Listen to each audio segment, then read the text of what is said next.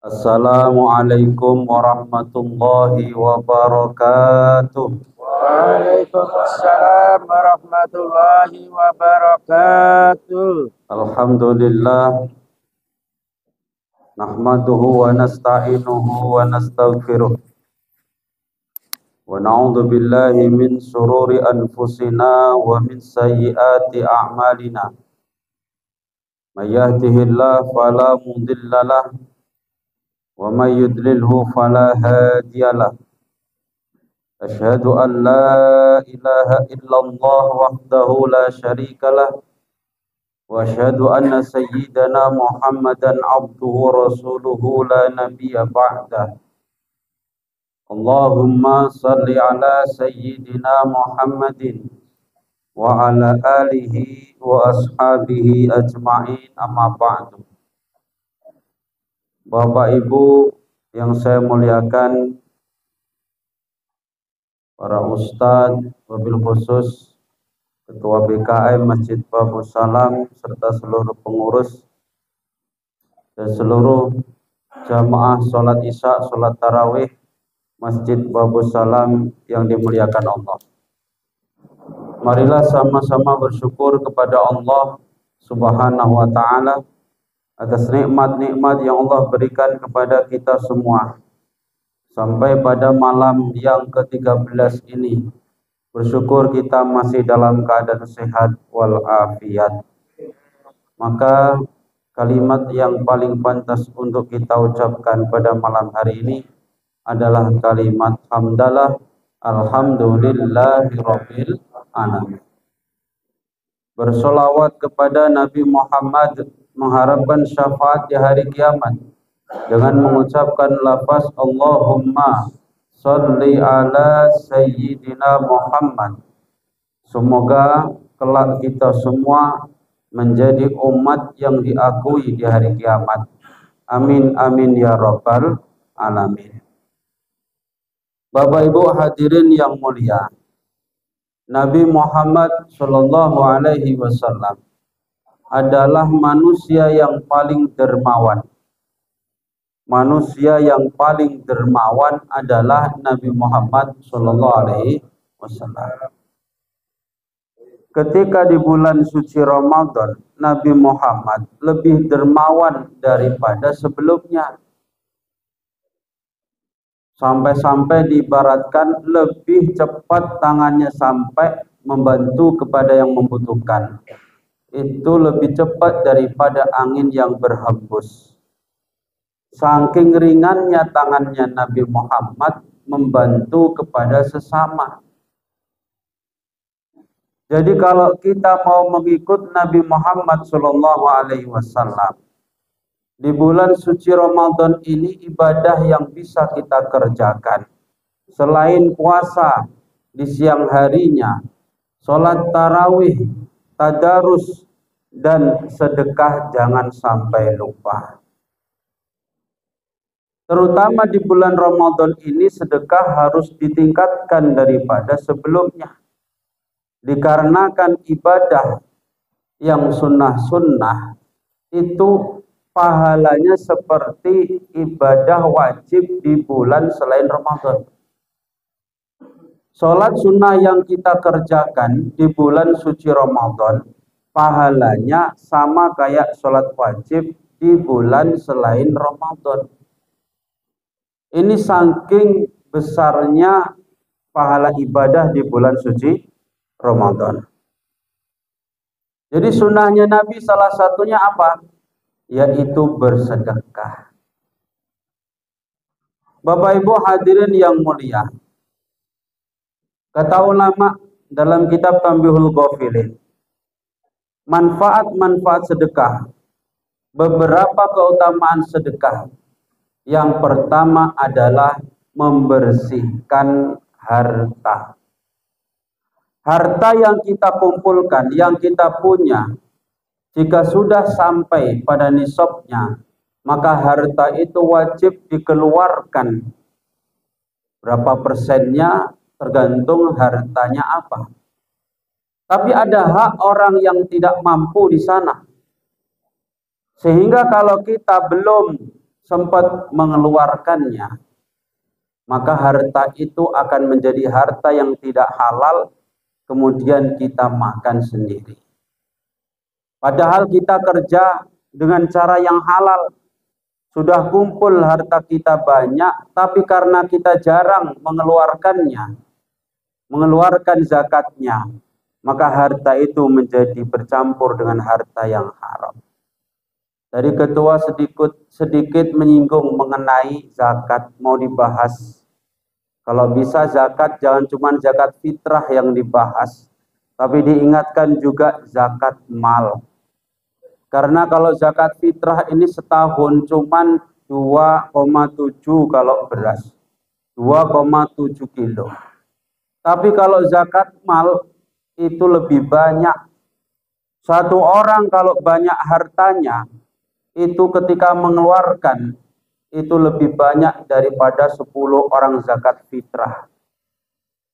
Bayangkan kalau orang zakat fitrah, satu orang cuma 2,7 setahun. Tapi kalau orang yang punya harta emas misalkan 100 gram, nisabnya emas yang wajib dizakati adalah 85 gram. Lebih dari 85 gram, maka sudah wajib dikeluarkan setiap setahunnya, dikimah, dikalkulasi, diduitkan, diambil 2,5%, kemudian dibagi kepada fakir miskin. Sekarang emas itu sudah mahal, hampir 17 lewat. Bayangkan itu kalau dikalikan 100 gram, ya berarti sudah 100 juta lebih. Kemudian dibagi, diambil 2,5%-nya. Kan 2,5 juta lebih. Dibagi kepada fakir miskin. Coba 2,5 juta itu kalau dibelikan beras sudah berapa? Makanya Bapak Ibu hadirin yang mulia, salah satu yang mensucikan harta kita adalah dengan cara sedekah. Sedekah ini ada dua, ada sedekah sunnah, ada sedekah wajib. Sedekah sunnah ya kita sedekah biasa. Sedekah wajib namanya mengeluarkan zakat, yaitu zakat mal. Banyak Bapak Ibu yang mulia yang tidak mau mengeluarkan zakat. Ada orang tidak mau mengeluarkan zakat, hartanya dimakan sendiri, akhirnya jadi penyakit. Orang zakat yang dikeluarkan itu adalah, mohon maafnya, adalah kotoran. Kotoran bagi harta itu. Kalau sudah diberikan kepada fakir miskin, ya itu jadi halal, bukan berarti najis kotoran. Tapi bagi orang yang kaya, itu adalah kotoran yang harus dikeluarkan. Sehingga kalau tidak dikeluarkan, dimakan sendiri akan menjadi penyakit. Penyakitnya macam-macam. Yang dengan penyakit ini nanti akan habis hartanya untuk membersihkan diri. Karena sudah dimasuki harta yang haram. Saya sering melihat ada orang yang banyak hartanya Pak Bu, tapi nggak mau zakat. Terakhir ada aja kemalangan. Entah kalung istrinya hilang, entah keretanya anaknya itu jatuh kemudian rusak, entah sakitnya itu sakit parah. Yang pasti ada aja setiap tahunnya itu. Itu sebenarnya adalah surat undangan yang dikirimkan Allah kepada orang tersebut supaya dia ingat, loh aku ini perlu membersihkan hartaku. Maka sebelum diberikan surat undangan, maka cepat-cepat kita bersihkan. Sekiranya harta kita sudah sampai di nisab, maka dikeluarkan bagian untuk fakir miskin. Kemudian faidah daripada sedekah adalah membersihkan badan. Selain membersihkan harta adalah membersihkan badan. Badan kita ini ada dosanya. Ada dosa kadang tidak bisa dibersihkan dengan cara sholat. Ada dosa dibersihkan dengan cara istighfar. Kadang nggak bisa habis dengan cara sholat. Kadang nggak bisa habis dengan cara sedekah.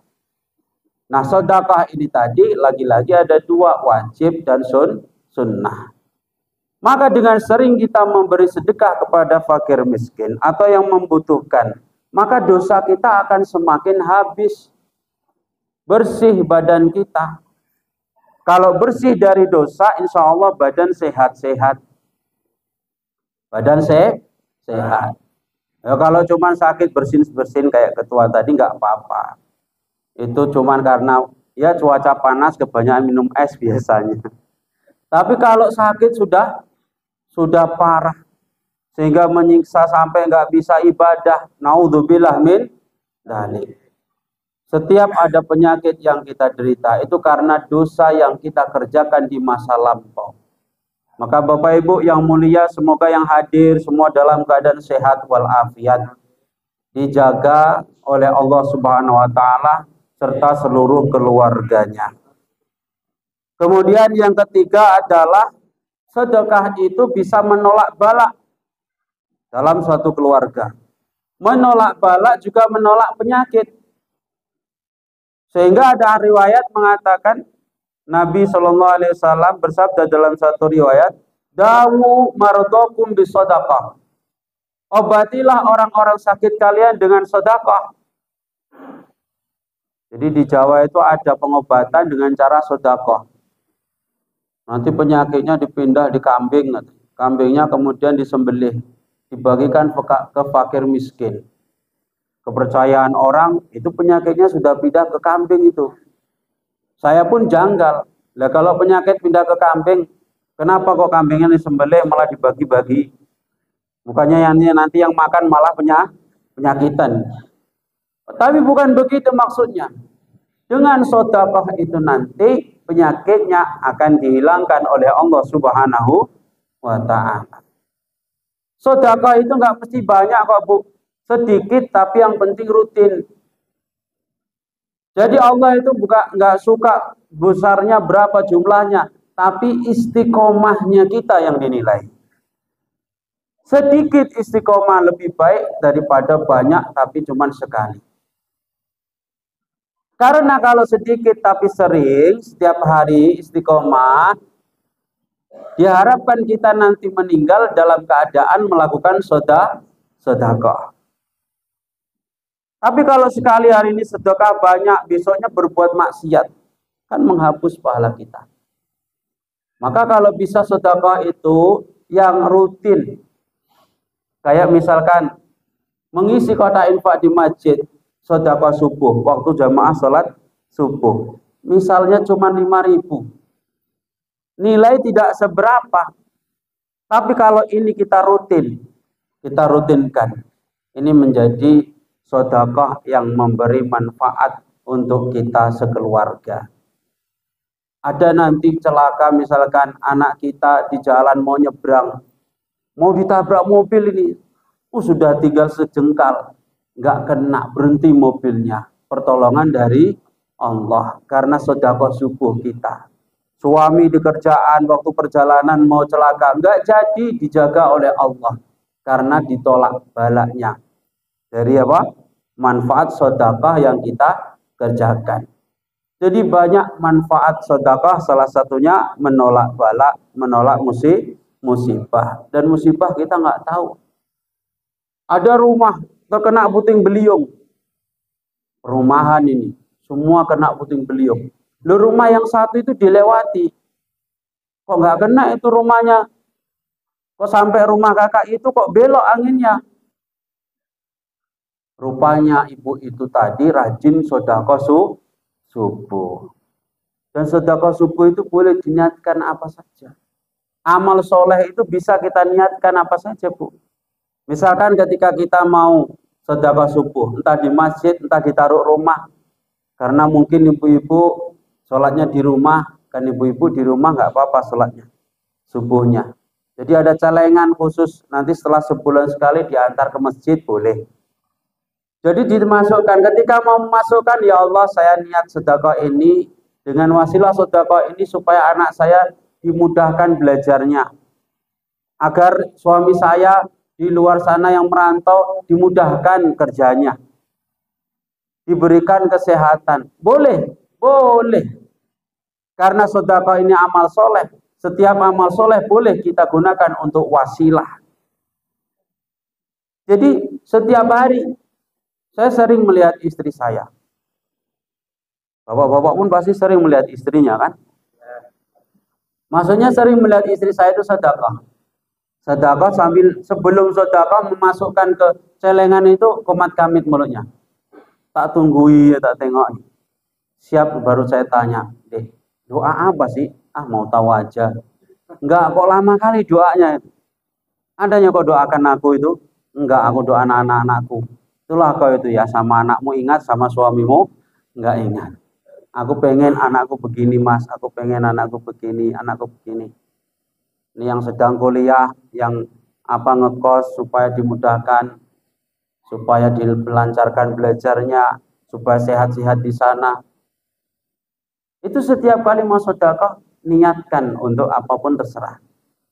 Aku niat sedekah ini atas namakan kedua orang tuaku yang sudah meninggal, bagus. Tidak mengurangi sedikit pun pahala. Bapak ibu yang kita atas namakan untuk mereka dapat pahala, kita pun juga dapat pahala. Ini manfaat sedekah. Kemudian yang keempat adalah idkhalus surur lil mu'minin. Memberikan kebahagiaan, memasukkan kebahagiaan kepada hati orang-orang mukmin. Kita memasukkan kebahagiaan, memberikan kebahagiaan itu bukan dengan cara kita ngelawak di depan orang mukmin, bukan. Kayak gini, ceramah terus saya ngelawak, itu bukan membahagiakan. Itu khalus surur yang mendapat pahala yang ada di dalam hadis. Itu adalah yang memenuhi kebutuhan orang mukmin yang kekurangan. Punya hutang, kita mampu, kita bantu membayarkan. Dia kekurangan, nggak punya misalkan beras, kita bantu. Itu namanya itu khalus surur. Bukan kita ngelawak di hadapan orang mukmin. Dan ketika kita bersedekah meringankan beban saudara-saudara kita, itu adalah idkhalus surur, memasukkan kebahagiaan kepada hati orang mukmin. Ini adalah sedekah tertinggi. Jadi tidak sholat tarawih, puasa. Di dalam Ramadan ini ada ibadah tertinggi yang kadang kita lupakan. Apa itu? Memberikan kecukupan kepada orang yang membutuhkan. Kalau kita nyari bukaan, cari yang tidak laku. Meskipun sedikit kita beli. Tapi dengan kita membeli dagangannya, setidaknya kita membantu. Dengan cara yang membuat orang itu tidak malu. Mungkin kita ngasih 10.000 dengan cuma-cuma, membuat mereka malu. Tapi kalau kita beli, mereka akan bangga. Ada yang beli daganganku. Senang. Ini idkhalus surur. Ya, memasukkan kebahagiaan, menyenangkan hati orang mukmin. Bukan ada orang dagang merengut, gak laku-laku kita datangi, kita ngelawak di depannya. Itu bukan idkhalus surur. Ya, ada orang punya utang merengut, dia sedih, terus kita ngelawak di depannya, dia ketawa. Itu bukan idkhalus surur. Idkhalus surur itu membantu kesusahannya.